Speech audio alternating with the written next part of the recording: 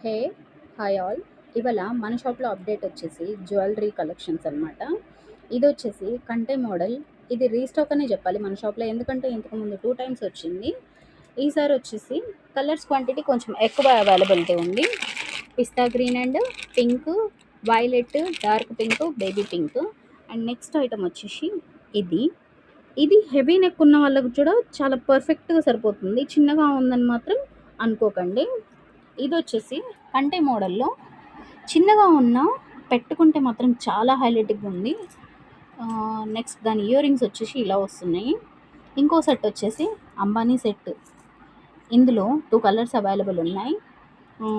Royal blue and pink, dark pink అయితే available ఉంది.